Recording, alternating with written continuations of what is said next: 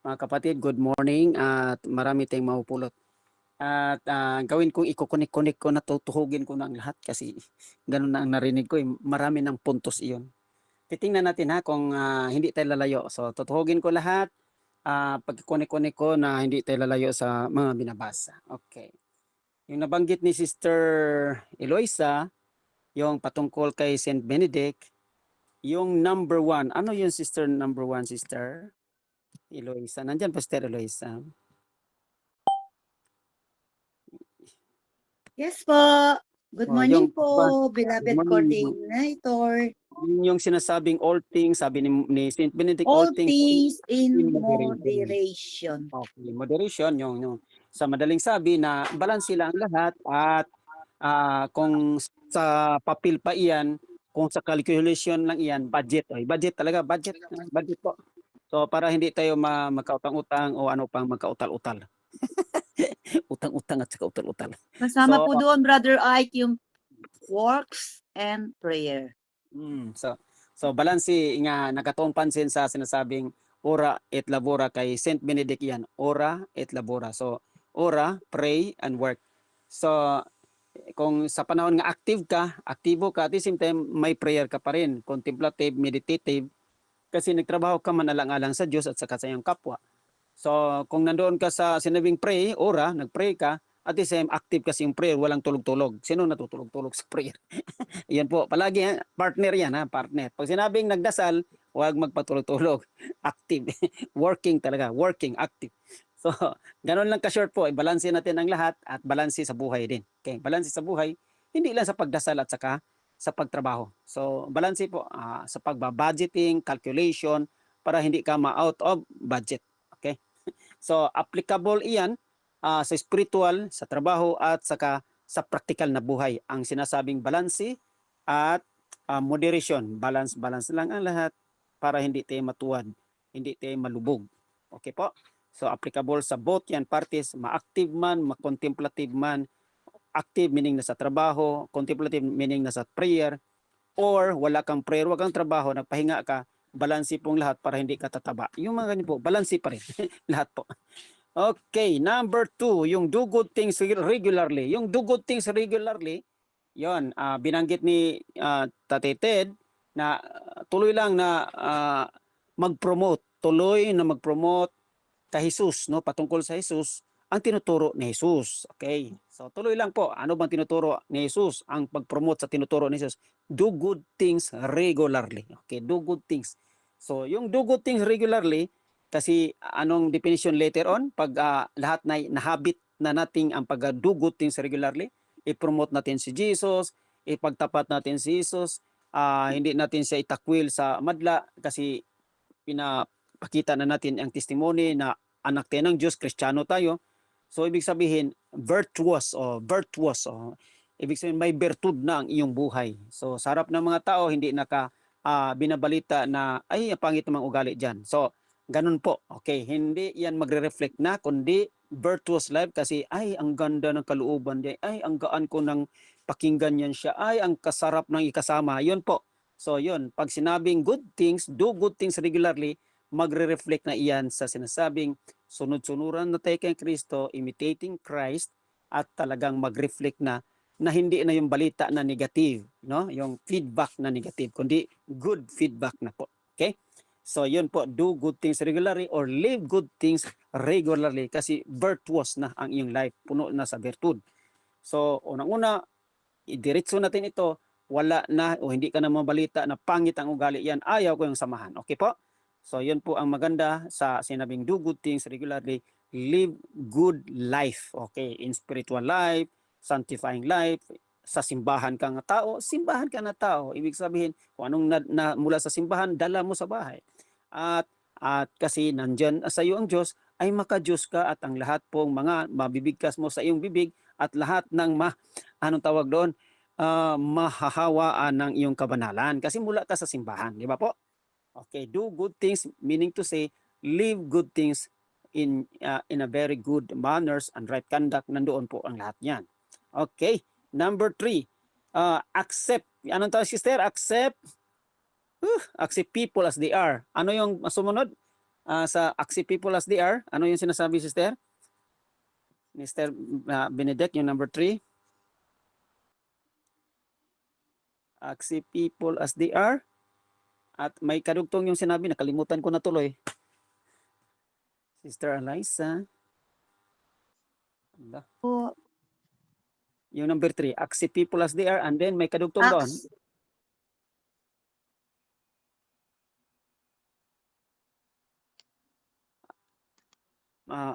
Na out of town ba? No, na out of town.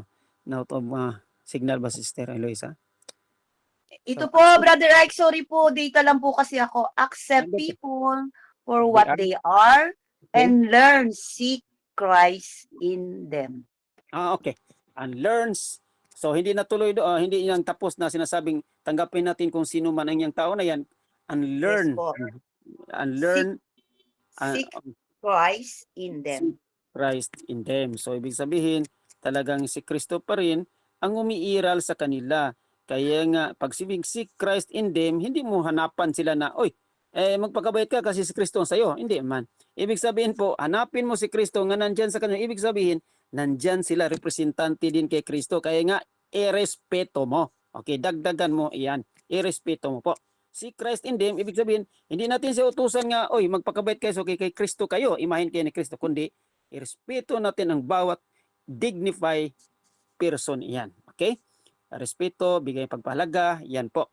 Kasi karamihan kasi, pag sinasabi, hanapan, si Kristo pala ang nandyan sa kanya. Kung si Kristo ang nandyan sa kanya, ibig sabihin, irespeto mo. Okay?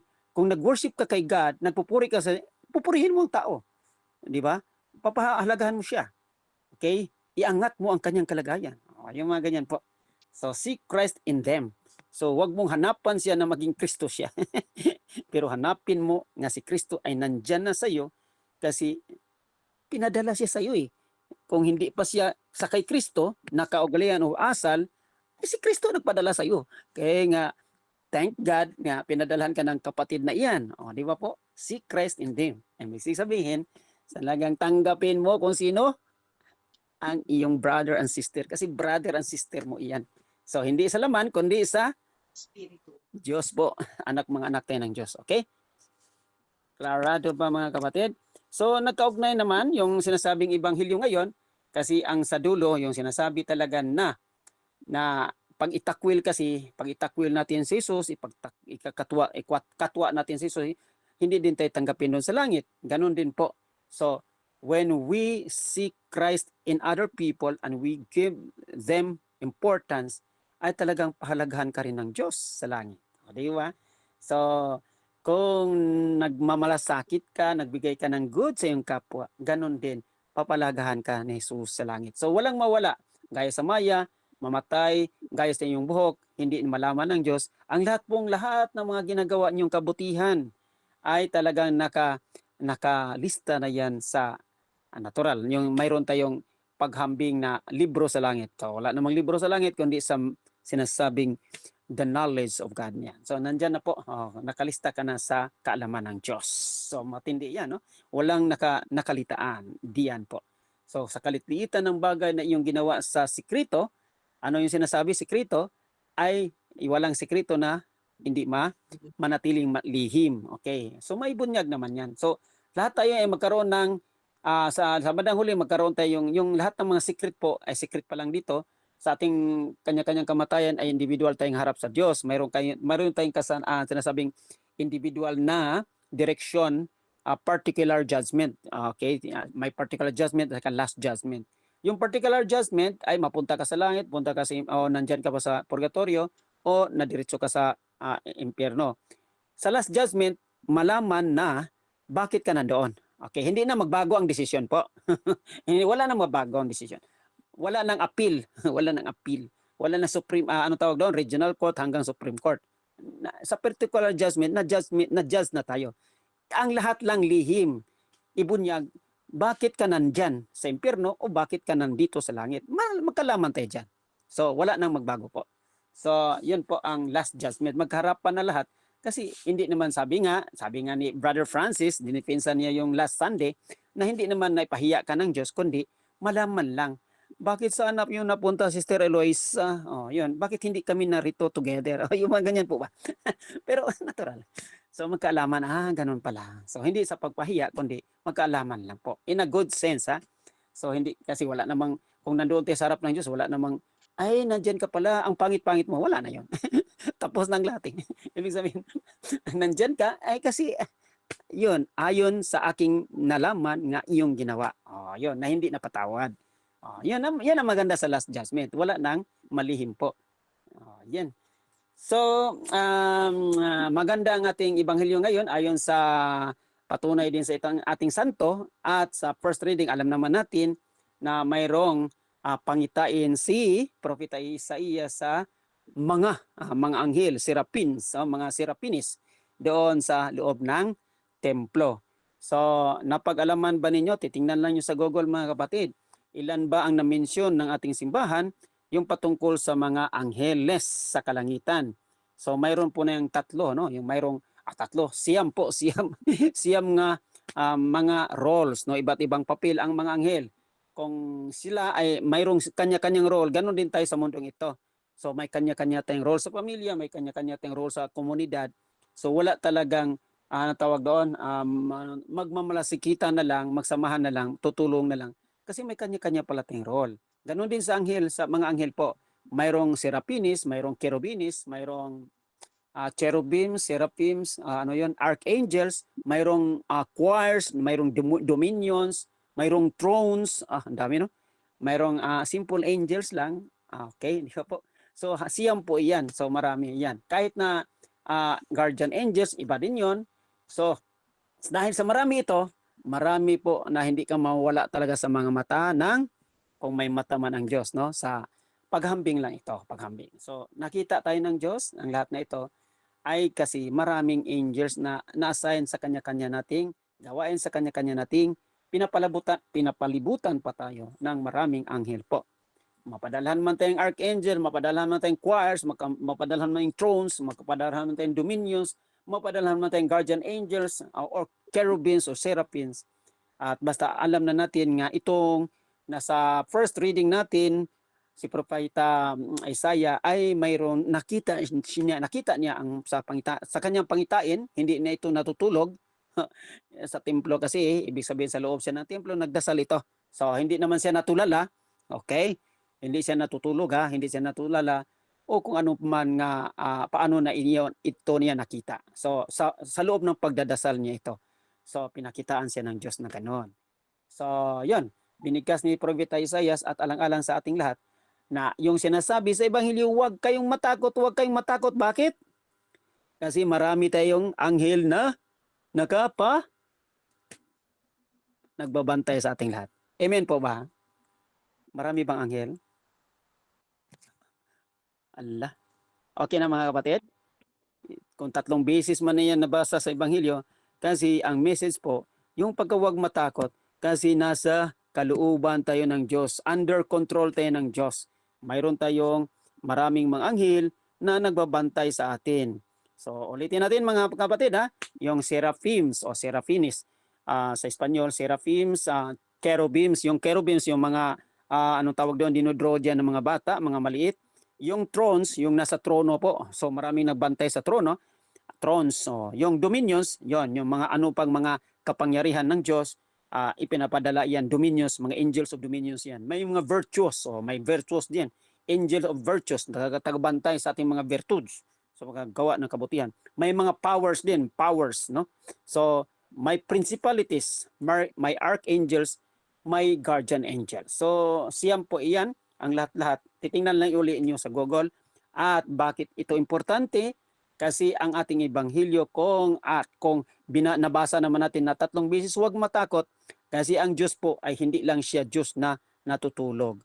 Pwede siya at maaring matutulog habang lumalakbay tayo sa pagsagwad natin sa isang bangka nito, hindi natin siya pupukawin pagaya ng mga apostoles, natakot at pinukaw nila kasi si Jesus ay natutulog. Sa ating palagay, pahala ng Diyos may matutulog. Bakit?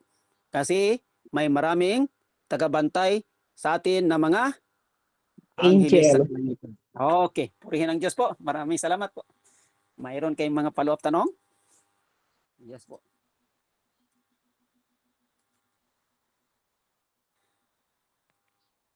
Ala, okay na? Satisfied na kayo mga kapatid? So manahan tayong matahimik, mapayapa sa ating pakikibaka, sa ating pagpapatuloy, mananampalataya sa Diyos na buhay. Kasama ng ating pangangalaga sa ating kapwa, kapariho, kapamilya, kapwa nangailangan. Okay na, Brother Grover? Okay na kayo diyan? Amen po, Brother Ike. Pwede kayo mag-follow up na tanong mga kapatid, ha? Kasi para, okay. This,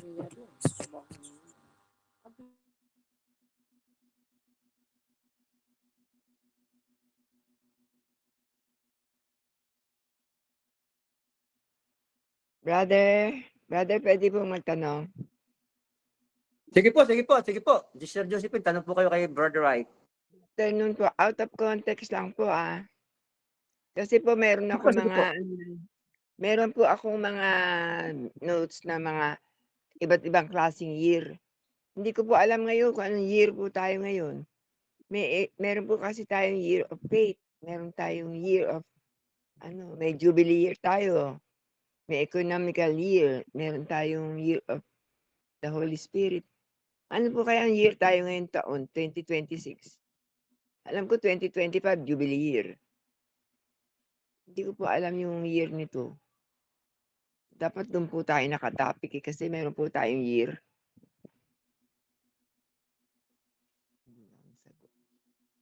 yung year na in-establish sa bawat pope kasi yan eh. Ano ba ang nasundan ninyo kay Pope Leon sa ating taon ngayon? Talaga dapat meron tayong Hindi Yun ang guidance po. Ang bawat year ay pinaproclaim ng simbahan. At mula sa Pope yan. Okay?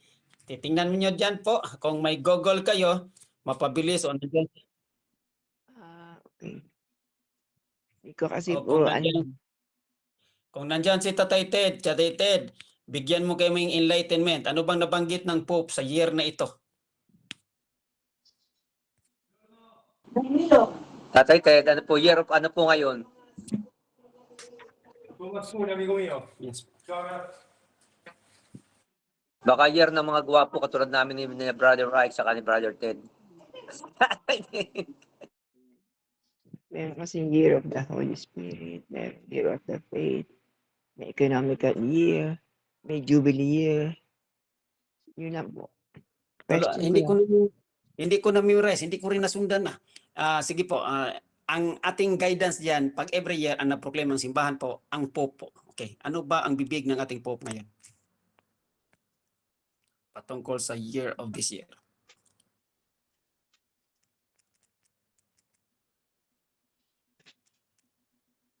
Wala kayong nasagot diyan?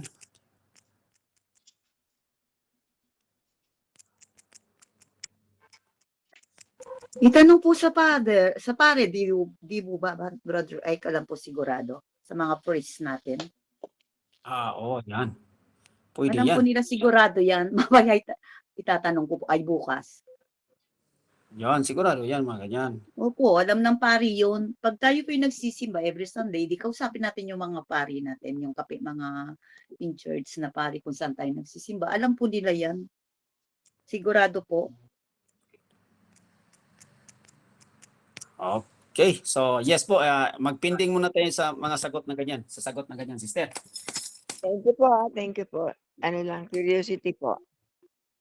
So basta ang ating kuan diyan, guidance yung mula sa Pope, mula sa simbahan po. So kung anong pinag-ugnayan nila para itong taon na ito.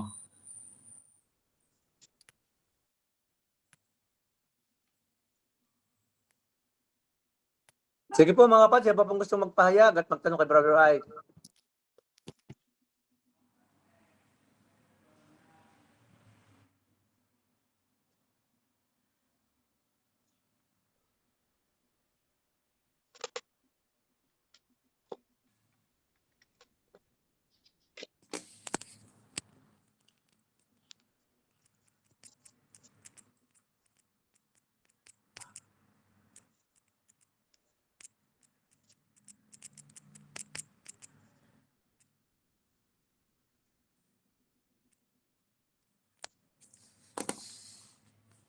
Okay. Mga kapatid, sino pong gusto pong magpahayag? Wala na po ba? Nangasab mga busy na po ba lahat? Nag-aantay si Brother Ike.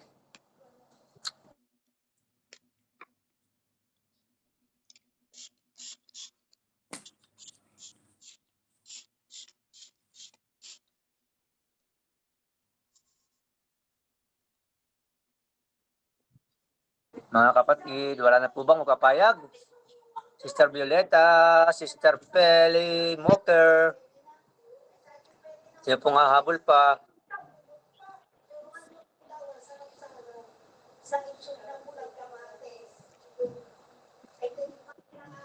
Wala na po ba? Sister Violeta, wala na yata magpapayag. Pwede na po siguro tayong mag-reflective songs. Baka po busy na lahat. Brother Ike, wala na po ba kayo dadagdag? So yun, kung wala na kayong ibang tanong, yun, mayroong yun na natandaan natin yung 25 year 2025. Yun ang the Pilgrims of Hope, di ba? Yung tayo po'y lumalakbay na mayroong pag-asa, Opo, inasahan, Jubilee hope year. talaga yun. Okay. Jubilee, So yun ang open. Pilgrims of Hope. Ngayon, itong 2026, mayroong mga sinasabing Jubilee Year of Hope, yung Jubilee Year of Faith, pero wala naman. Itong Pope na to, kinontinue lang niya or hope or faith. Wala pa siyang sinasabi na itong year na to kung ano.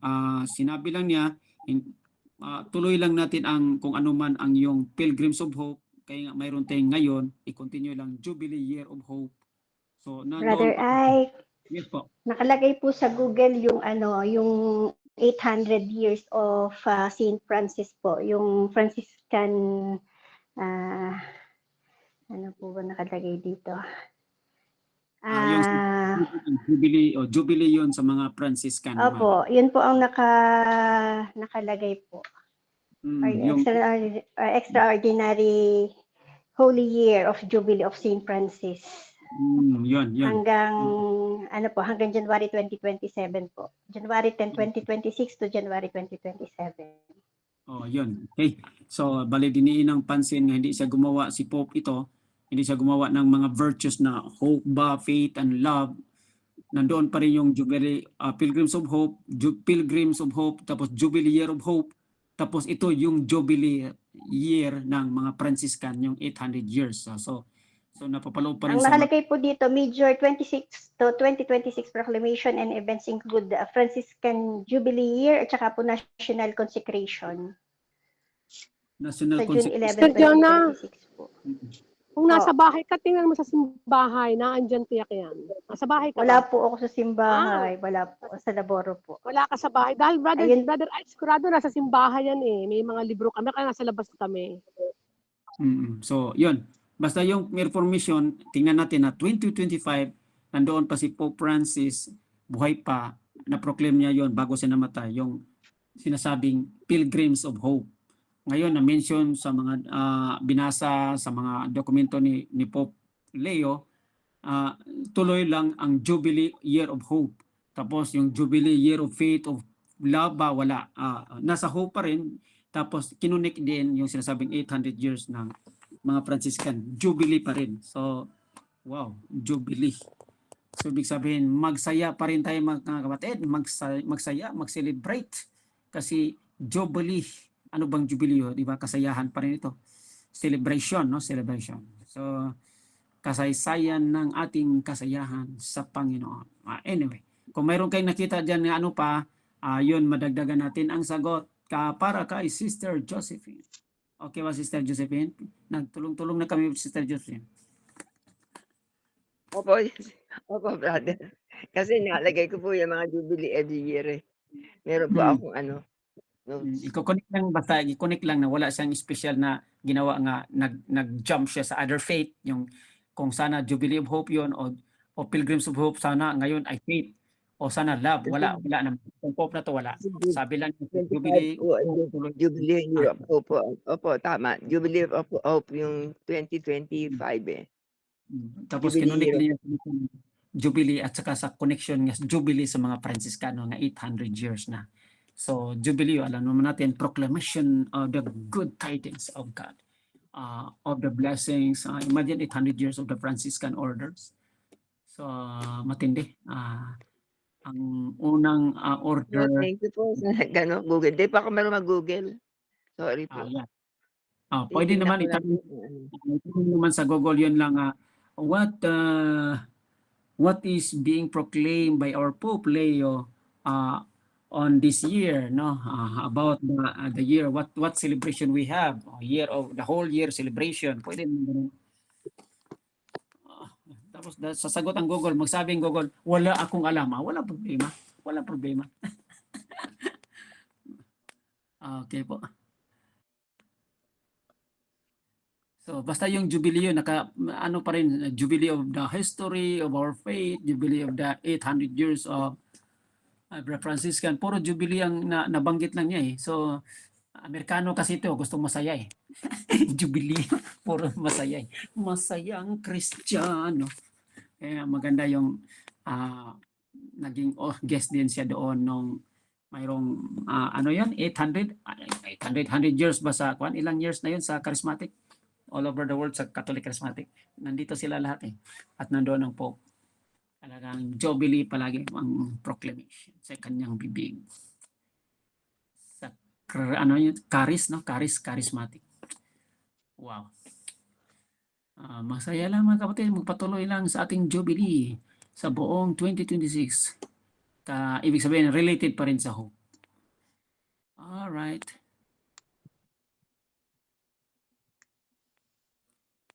Sino pa ang gustong magdagdag? Okay na mga kapatid, okay na kayo. Anyway, araw-araw na tayo kumakain sa salita ng Diyos at hindi natin malalaman ang lahat agad-agad. Okay po. So, kaya nga dandahan araw-araw tayong nag-aral sa bawat mababasa natin. Salamat, Brother Gover. Salamat, Brother Ike, kaming kamahal-mahalang coordinator. Maraming salamat po. At sige po, Sister Violeta, siguro po na may maliwanag na lahat ay mga busy na siguro. Mag-out na rin. Sister Violeta, rectification na po tayo. Salamat po.